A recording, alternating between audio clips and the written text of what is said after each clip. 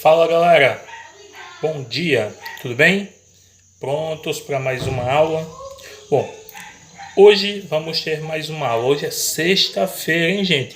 Hoje é sexta-feira, pode estar todo mundo feliz e contente porque hoje é sexta-feira, né? Então vamos lá, vamos para mais uma aula de geografia com vocês, tá bom? Com o tio Raimundo, tá bom? Bom, antes de começar, deixa eu pedir um favor a você, tá bom? Aí embaixo tem um espaçozinho que tem o nome Inscreva-se, tá bom? Então, faço o pedido para você. Ajuda o tio Raimundo aí. Inscreva-se no canal do tio Raimundo, Resenhando com o tio Raimundo, certo? Não deixe de se inscrever, certo? E quando você terminar de ver o livro, deixa o seu like aí. Faz um comentário lá no vídeo, tá bom? Você vai estar ajudando muito, tá ok? Bom, agora vamos para a nossa aula de hoje. Hoje nós vamos estudar um pouco a respeito das projeções cartográficas e o uso político que essas projeções cartográficas podem vir a ter, tá bom? Então, primeira coisa, o que são projeções cartográficas? O que são projeções cartográficas? Bom, primeiro, são técnicas que são utilizadas para a produção, para a confecção de mapas que usam-se de formas geométricas. Que formas são essas? Cilindro, o cone e as formas planas, ou também, como nós vamos ver, planas ou azimutais, tá bom? Vamos falar um pouco, vamos entender um pouquinho melhor disso, né?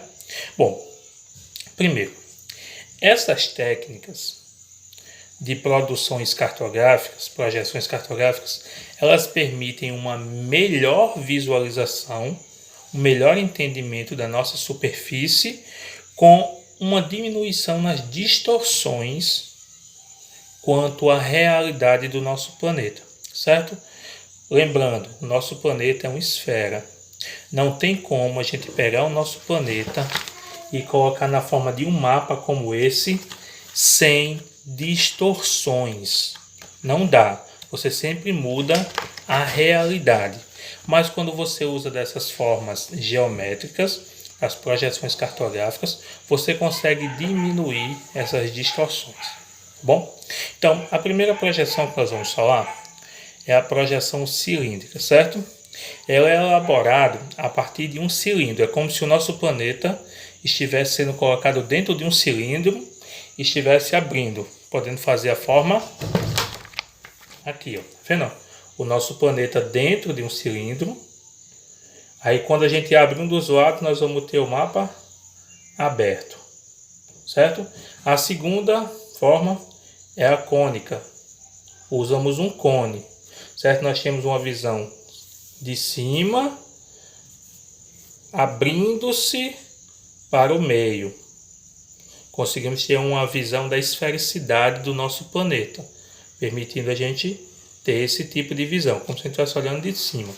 E por último, a plana, como vocês podem ver aqui, que é uma visão de cima, certo? E a gente consegue ver, ó, o nosso planeta com o centro no Polo Norte. Essas são as três formas de projeções cartográficas que nós vamos estudar. Bom, essas formas elas são diferentes uma da outra e obviamente elas foram desenvolvidas com uma finalidade: diminuir as distorções quanto à realidade do nosso planeta na produção de mapas, certo? Contudo, é importante lembrar de uma coisa, que por menores que sejam essas distorções, é impossível produzir um mapa sem distorções. Um mapa que seja real, exatamente como o nosso planeta é, a não ser que a gente fizesse um mapa 3D em tamanho real do nosso planeta. Aí seria impossível, né? Mas todo mapa, todo tipo de projeção cartográfica, ela tem algum tipo de distorção. Bom, aí vejam bem, Esses mapas foram desenvolvidos e já lá no século XVI começaram a ser produzidos, ainda na época das grandes navegações. Eles tinham um uso político também, tá bom? Então vamos falar de dois tipos de projeções, certo? Que elas têm uma grande utilidade política. Primeiro, nós vamos falar da projeção de Mercator, tá bom? Então vamos lá. Mercator, ele foi um cartógrafo que viveu no século XVI, entre os anos de 1512 até 1594. Ele começou a fazer mapas utilizando-se da forma cilíndrica para auxiliar nas navegações. Bom, então os mapas de Mercator, as projeções Mercatores, elas foram muito importantes para que os europeus eles pudessem expandir-se por meio das grandes navegações, chegando à América, chegando à África, à Ásia e à Oceania também, certo? Essa projeção ela foi muito utilizada na navegação durante todo esse período, desde o século XVI até o desenvolvimento de técnicas mais modernas da elaboração de mapas, como, por exemplo, hoje a gente já sabe que faz mapas utilizando imagens de satélite e tudo mais, né? Bom, essa projeção ela é caracterizada, como eu já disse, por utilizar de forma cilíndrica para produção do mapa. Bom, nessa projeção, os paralelos e meridianos são linhas retas que têm 90 graus entre eles. Bom, e o formato dos continentes ele é alterado, ele acaba mudando devido às distorções, certo? E também devido às dimensões de cada área na realidade, certo? Então, por conta das distorções, ele acaba tendo uma alteração e fazendo com que os continentes fiquem um pouco diferentes, fiquem maiores do que são na realidade. Na página 77, nós vamos ver uma imagem que permite ver isso. No mapa, nós conseguimos ver a projeção de Mercator. Nós vemos que os países do sul, eles são pequenos, e ao norte estão grandes países, muito maiores do que a realidade, certo? Então nós vemos aí a Rússia, que é essa porção salmão ou goiaba, se vocês preferirem, muito maior do que o que realmente é. E nós vemos o Canadá também, essa porção lilás, muito maior do que o que é, certo? E nós vemos os países do sul bem menores do que são. E por que isso? A projeção do Mercator, ela é uma projeção que ela foi produzida pela Europa, no período em que a Europa dominava o mundo. Então nós vemos aí o que nós chamamos de eurocentrismo. É a ideia de que a Europa é o centro do mundo e que tinha que se privilegiar nos mapas a posição europeia, e a grandeza e a importância política que a Europa tinha. Bom, então você vai encontrar os países que foram colônias, as regiões que foram colônias pequenas e menos valorizadas, e as áreas do norte, que eram ricas e desenvolvidas, aumentadas. Então nós dizemos que essa visão ela representa a dominação europeia ou o eurocentrismo, porque ela mostra uma superioridade europeia, certo? A segunda projeção é a que nós chamamos de projeção de Peters, certo? Se você for em inglês, desculpa, porque a tradução talvez seja Peters, ok? Mas vamos lá. Essa foi uma projeção feita também por um europeu, um alemão, certo?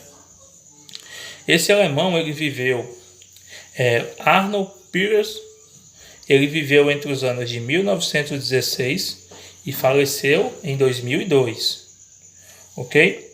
Então ele também utiliza de uma forma cilíndrica. A projeção dele leva em consideração a projeção cartográfica cilíndrica, bom? Assim como a de Mercator.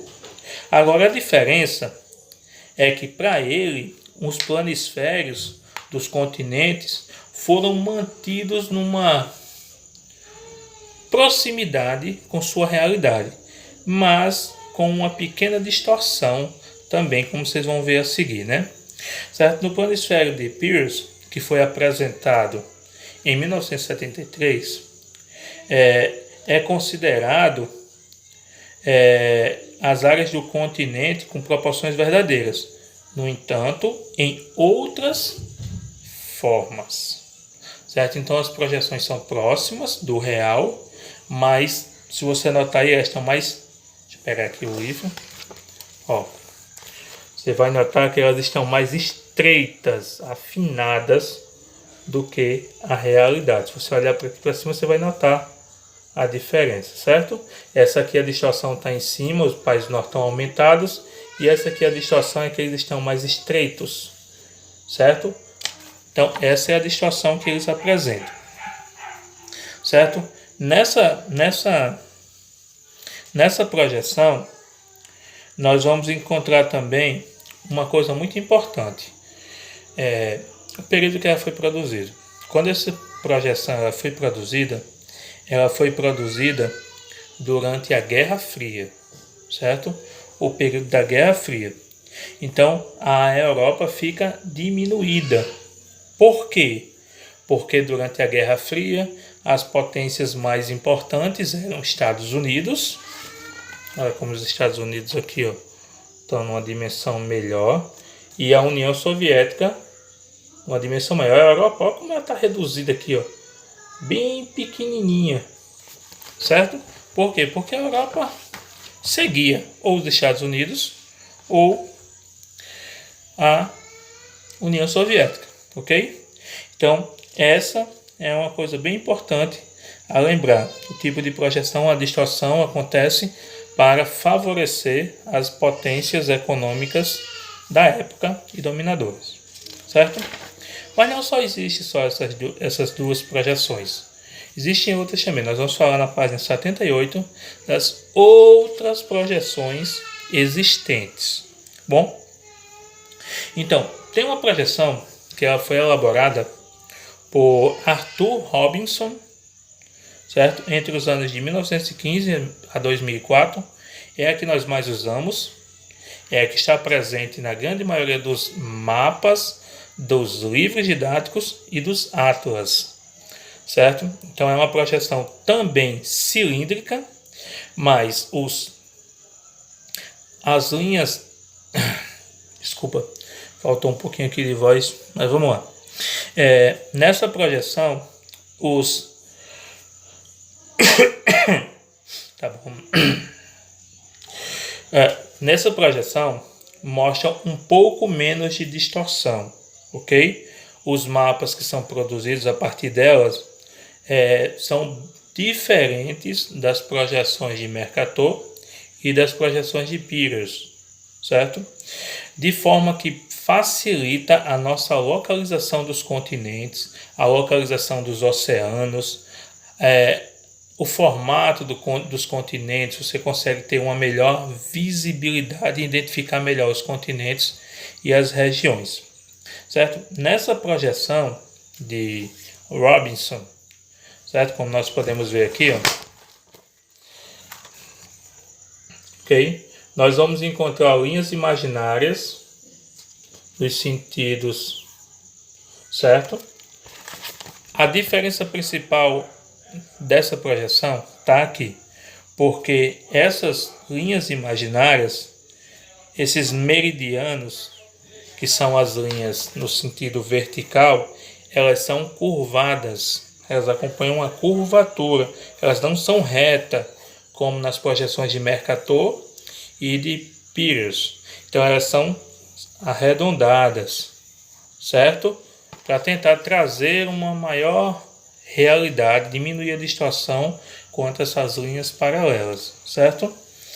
E por isso nós conseguimos perceber melhor de acordo com a realidade, essa diferença. Então, lembrando, a projeção de Robinson é a mais utilizada nos livros e atlas, é uma produção de uma projeção cilíndrica e a principal diferença dela para as de Mercator e de Peters, certo? São os meridianos, que eles trazem linhas com curvas, para diminuir a distorção com a realidade dos mapas. Outra projeção também muito utilizada e muito conhecida é a projeção plana ou azimutal, que a ONU faz a propaganda. Nós conhecemos esse símbolo aqui, ó. Este símbolo aqui, gente, é o símbolo da ONU. E ele traz a projeção plana, que mostra a visão de cima do globo, certo? Colocando como centro um ponto neutro, o Polo Norte. Ninguém vai ser privilegiado, não vai ser os Estados Unidos, não vai ser a França, não vai ser ninguém, porque não vive ninguém no Polo Norte mesmo, certo? E permite uma visualização de todos os continentes, mesmo que sendo uma vista aérea, certo? Bom, hoje era sobre isso que eu queria falar com vocês na aula de hoje, certo? As projeções cartográficas e sobre os tipos de projeções. Bom, então agora, certo? Antes de nós fazermos a tarefa, eu vou só reforçar o pedido. Se você ainda não se inscreveu no canal, se inscreve lá, bom? Então, se você não se inscreveu, se inscreve, deixa o like aí no final do vídeo se gostou da aula e também deixa o comentário lá nos comentários, tá bom? Então, tchau, tchau. Se tá com dúvida, me pergunta no zap que eu vou te responder. Mas não fica com dúvida, me pergunta, ok? Então, tchau, tchau. Nos vemos no grupo no zap.